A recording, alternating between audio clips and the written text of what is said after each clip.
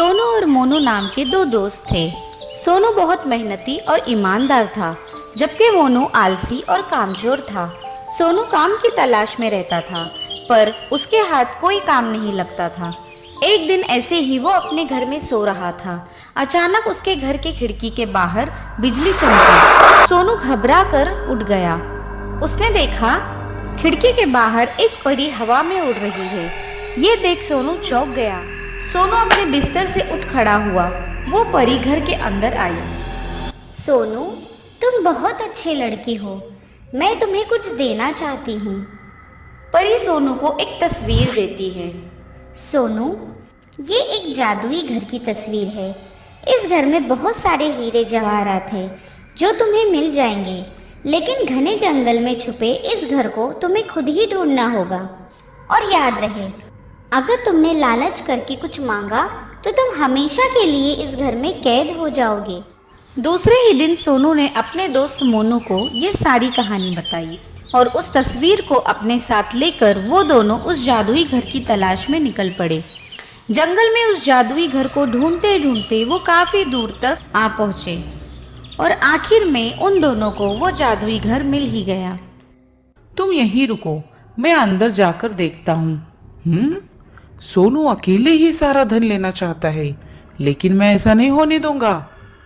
रुक जाओ सोनू, मैं भी तुम्हारे साथ आता हूँ। ठीक, वो दोनों जादुई घर के अंदर जाते हैं। जैसे ही दोनों अंदर जाते हैं, घर का दरवाजा अपने आप अंदर से बंद हो जाता है। वो देखते हैं कि उस घर में बहुत सारे हीरे, जवाहरात और सोना रखा हुआ है। परी के कहे अनुसार सोनू अपनी जरूरत के हिसाब से धन ले लेता है और मोनू को भी अपना हिस्सा लेने की गुजारिश करता है। लेकिन इतने सारे हीरे जवाहरात देखकर मोनू अपना लालच रोक नहीं पाता। सोनू, एक काम करो, तुम अपना हिस्सा लेकर बाहर जाओ, मैं बस तुम्हारे पीछे ही आता हूँ। देखो मोनू, मैं फिर से तुम्हें एक बार कहता हूँ कि जितना जरूरी है उतना ही धन लेना। ज्यादा लालच की तो पछताओगे। अरे हाँ, मुझे मालूम है, मैं सब देख लूंगा। तुम जाओ, बाहर जाकर मेरा इंतजार करो, मैं अभी आया। जैसे ही सोनू बाहर आया, मोनू पर उसका लालच हावी हो गया। वो उस घर में पड़े सारे हीरे जवाहरात सोना इकट्ठा करने लगा। तभी अचानक उस घर में एक तेज रोशनी चमकी। उस घर का दरवाजा अपने आप अंदर से बंद हो गया। वो सारा सोना, हीरे जवाहरात, सोना सब एकदम से गायब हो गया और उसी के साथ वो घर भी। सोनू बाहर खड़ा ये सब नज़ारा देख रहा था। वो उस घर के साथ साथ अपने दोस्त को भी गायब होता देख बड़ा ही निराश हो गया। वो जादुई घर और मोनू दोनों कभी उस जगह वापस नहीं आए। तो दोस्तों, इस कहानी से हमें ये सीख मिलती है कि लालच करना बहुत बुरी बला है।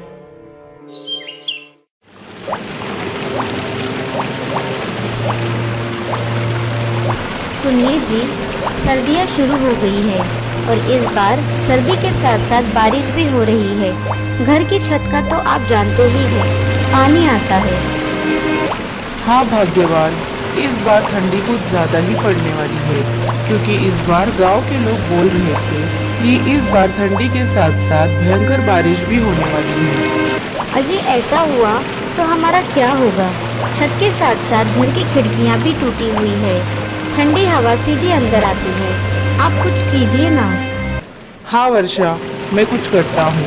मालिक के पास जाकर देखता हूँ, अगर वो कुछ मदद करेंगे तो घर की छत और खिड़कियाँ ठीक करवा दूंगा।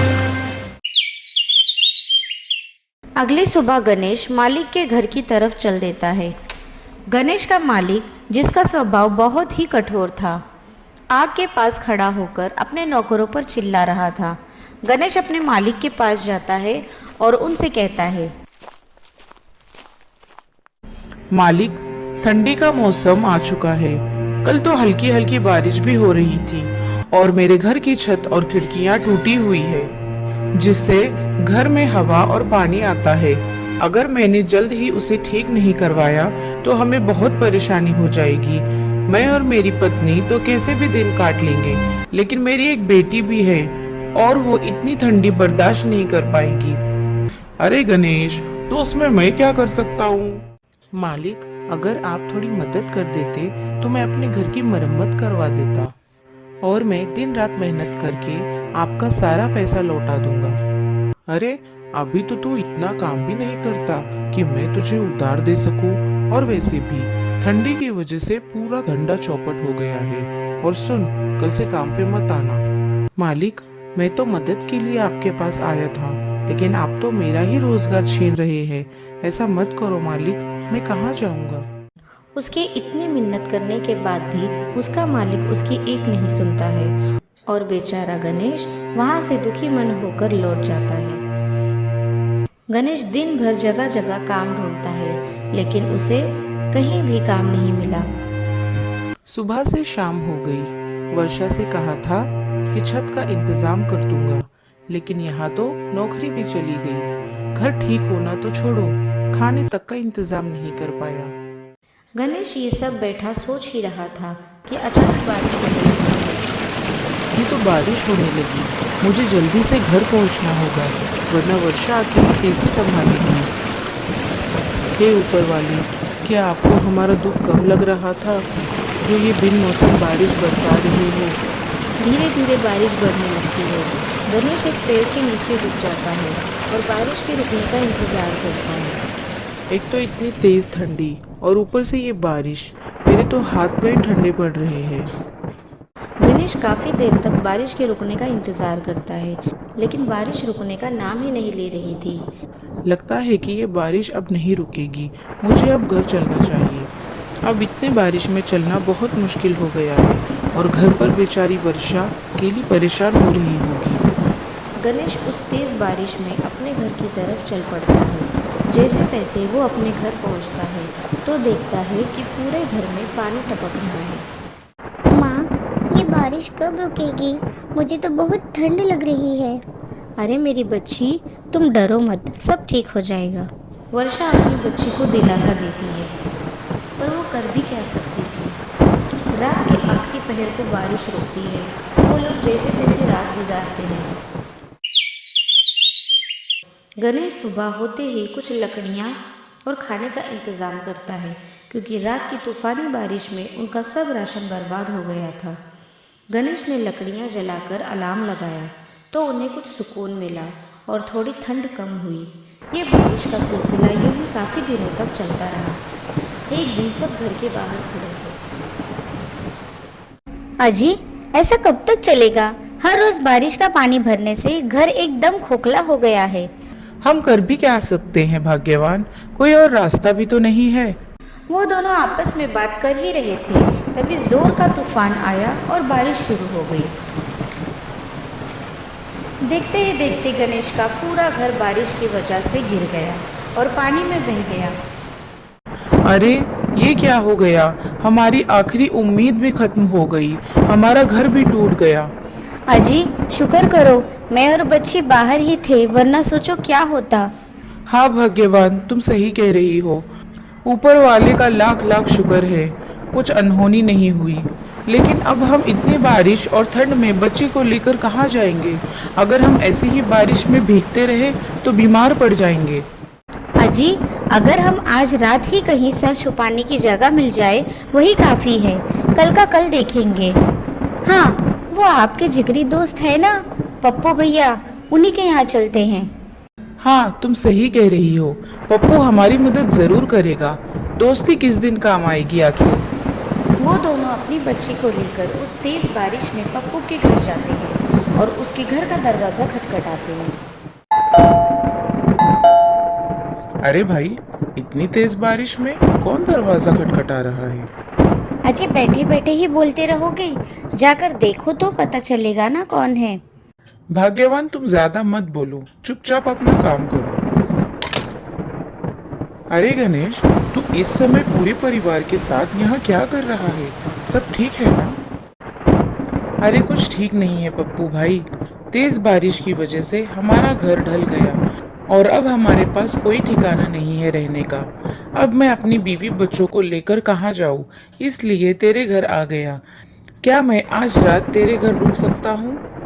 देख भाई, दोस्ती अपनी जगह है, लेकिन पूरे परिवार के साथ यहाँ रुकना मुझे माफ कर भाई। अरे भाई, ऐसा मत कर, मैंने भी तेरे अच्छे बुरे वक्त में तेरा साथ दिया है और आज मुझ पर मुसीबत आई तो तू मुंह फेर रहा है। ऐसा मत कर मेरे भाई, मेरी बच्ची बीमार हो जाएगी। बस एक रात की ही तो बात है। मुझे माफ कर भाई, तू कोई और जगह तलाश कर ले। गणेश कुछ बोल पाता उससे पहले ही पप्पू ने उसके मुंह पर दरवाजा बंद कर दिया। ये लो जी, पकोड़े खाओ। कौन था दरवाजे पर? अरे वो गणेश था, उसका घर टूट गया है, इसलिए पूरे परिवार के साथ यहाँ रुकने के लिए आया था। मैंने बाहर का रास्ता दिखा दिया। अजी, गणेश भाई तो आपके दोस्त है ना जी? उन्होंने तो हमारी कितनी मदद की है, क्या आप भूल गए? अरे मैंने क्या यहाँ धर्मशाला खोल रखी है? और कैसा दोस्त, अब उसके पास कुछ भी नहीं रहा, तो अब वो मेरे किसी काम का नहीं। मैं दोस्ती तभी तक रखता हूँ जब तक सामने वाले से फायदा हो। ऊपर वाले से डरिए जी, वक्त बदलते देर नहीं लगती।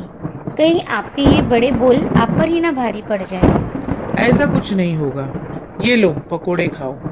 उधर पप्पू बारिश के मजे ले रहा था और इधर गणेश अपने परिवार के साथ बारिश में भीग रहा था।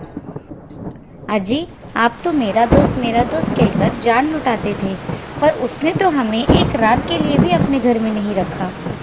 वही तो बात है ना वर्षा, बुरे वक्त में ही पता चलता है कौन अपना है और कौन पराया। पापू, मम्मी, मुझे बहुत ठंड लग रही है। वर्षा बच्ची को छूती है तो चिल्ला पड़ती है।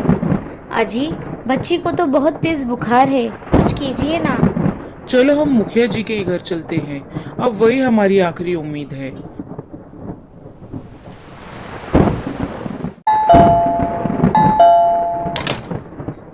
अरे बोल भैया गणेश, इतनी रात में कैसे आना हुआ भाई? इतनी रात में क्यों कुंडी बजा रहे हो? मुखिया जी, बारिश की वजह से मेरा पूरा घर टूट गया है और मैं बेघर हो गया हूँ। मेरी मदद कीजिए। आज रात हमें आपके घर में रुकने दीजिए। क्यों भाई, मैंने तुम लोगों का ठेका ले रखा है क्या? मुखिया जी, आप तो गांव के करता धरता है, अगर आप ही हमारी मदद नहीं करेंगे तो कौन करेगा भला? अरे मुखिया हूँ तो क्या हुआ, मैंने यहाँ कोई धर्मशाला खोल रखा है क्या? अब जाओ यहाँ से, निकलो। मुखिया ने उनकी एक नहीं सुनी और उन्हें वहां से निकल जाने को कहा। रात भर वो किसी दोस्त का और रिश्तेदार का दरवाजा खटखटाते रहे, पर किसी ने उनकी मदद नहीं की। थक हार कर वो बेचारे पेड़ के नीचे बैठ जाते हैं। आज दिखा दिया लोगों ने कि कोई किसी का नहीं है। अजी, आप हिम्मत मत हारिए, ऊपर वाला सब देख रहा है, वो हमारी मदद जरूर करेगा। और जिन लोगों ने आज हमें आंखें दिखाई है ना, ऊपर वाला एक दिन उनकी आंखें जरूर झुकाएगा। वो लोग रात भर ऐसे ही बारिश में भीगते भीगते अपनी किस्मत को रोते रहे। भाग्यवान, तुम यही पेड़ के नीचे बच्ची के साथ रुको, मैं कुछ खाने का इंतजाम करके आता हूँ। हाँ, पर जरा जल्दी आना।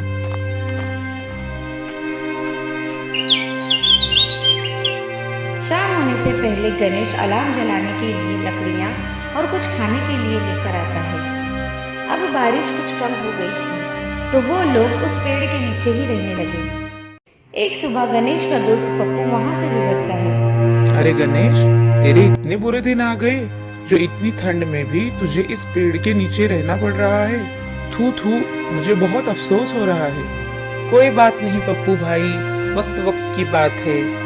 आज तुम्हारा वक्त है तो हंस लो, लेकिन ऊपर वाला एक दिन हमारा भी वक्त लाएगा।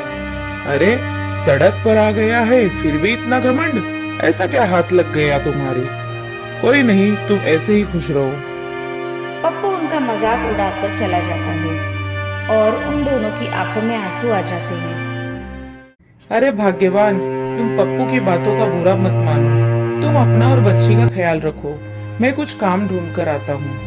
गणेश वहां से चल पड़ता है और जगह जगह काम की तलाश करता है, पर उसे कोई काम नहीं मिलता। वर्षा और बच्ची मेरा इंतजार कर रहे होंगे, मुझे जल्दी उनके पास पहुंचना होगा।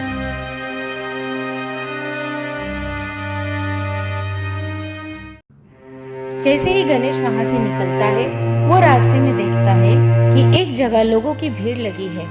अरे भाई, क्या बात है, आज इतनी भीड़ क्यों लगी है यहाँ? अरे भाई, वो गोरखपुर के अमीर सेठ है ना, वो ठंडी में गरीबों को खाना और कंबल बांट रहे हैं। जाओ तुम भी ले लो। ये सुनकर गणेश बहुत खुश हो जाता है और लाइन में खड़ा हो जाता है और सेठ से खाने का पैकेट और कंबल लेकर बहुत खुश हो जाता है। ऊपर वाला आपका भला करे सेठ, आपने गरीब की मदद की। उस दिन गणेश बहुत खुश था। वो कंबल ओढ़ता है तो उसे ठंडी से राहत मिलती है और वो ऊपर वाले का शुक्र करता है और अपने परिवार की तरफ चल पड़ता है।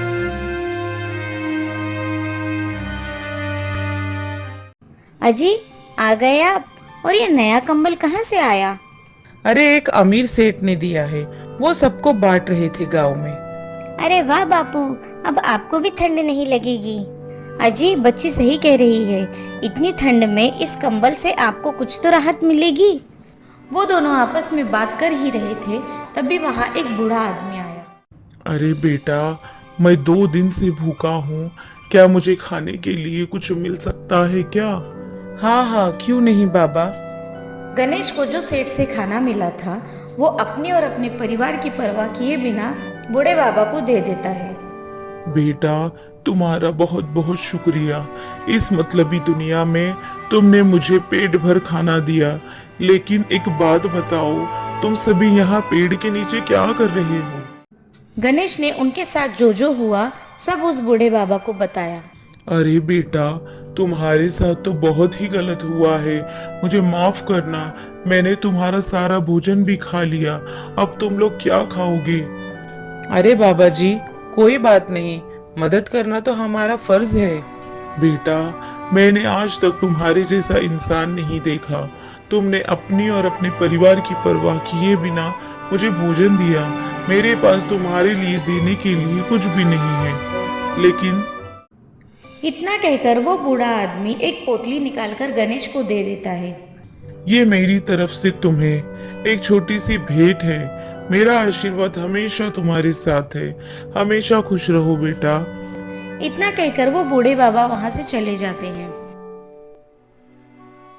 क्या कहती हो भाग्यवान, क्या हो सकता है इस पोटली में?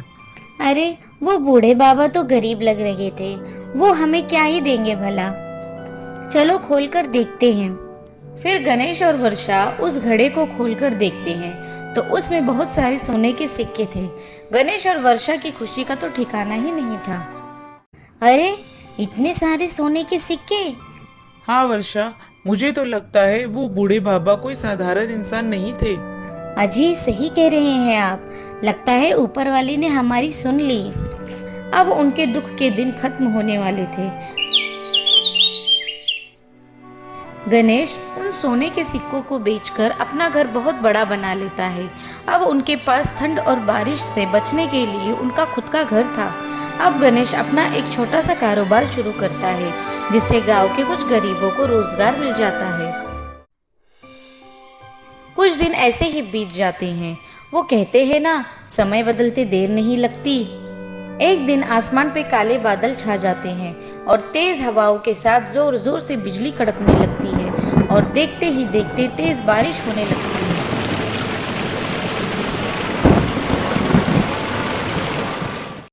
ऊपर वाले का लाख लाख शुक्र है कि अब हमारे पास इस बारिश से बचने के लिए सर पर छत है। वे तीनों बहुत खुश थे। अब वहीं गांव में सब तरफ हाहाकार मच गया था। हर तरफ पानी ही पानी था। सबके घर टूटकर पानी में बह चुके थे। गांव का सबसे बड़ा सेठ, जिसका घर बहुत बड़ा था, उसका भी घर पानी में बह गया। मेरा तो इतना मजबूत घर था। हे ऊपर वाले, ये कैसा कहर है? तभी वहाँ एक दौड़ता हुआ आदमी आया और बोला, अरे सब लोग गणेश के घर चलो, अब वही हमारी मदद कर सकता है। अब केवल उसी का घर बचा है। जल्दी चलो, वरना हम सभी इस बारिश में डूबकर मर जाएंगे। वो सब इकट्ठा होकर गणेश के घर गए। वो सब देखकर हैरान रह गए क्योंकि गांव का मजबूत से मजबूत घर भी टूटकर पानी में बह गया था, लेकिन गणेश का घर इस तूफानी बारिश में भी सीना ताने खड़ा था। गणेश उन सभी को अपने घर में शरण देता है। वे सब आज बहुत शर्मिंदा थे क्योंकि उनमें से किसी ने भी गणेश के बुरे वक्त में उसकी मदद नहीं की। मुझे माफ कर दो गणेश भाई, हमने बुरे वक्त में तुम्हारा साथ नहीं दिया था। सब लोग गणेश से माफी मांगने लगते हैं। पर गणेश सबको माफ कर देता है क्योंकि वो बहुत नेक दिल इंसान था। ठीक है, मैंने तुम सबको माफ किया, लेकिन कभी भी किसी गरीब और बेसहारे के साथ ऐसा गलत नहीं करना चाहिए, क्योंकि ऊपर वाला सब देख रहा है। अगर आपको हमारी कहानी अच्छी लगी तो वीडियो को एक लाइक ज़रूर दीजिएगा और ऐसे ही मज़ेदार कहानियाँ देखने के लिए हमारे चैनल को सब्सक्राइब ज़रूर करिएगा।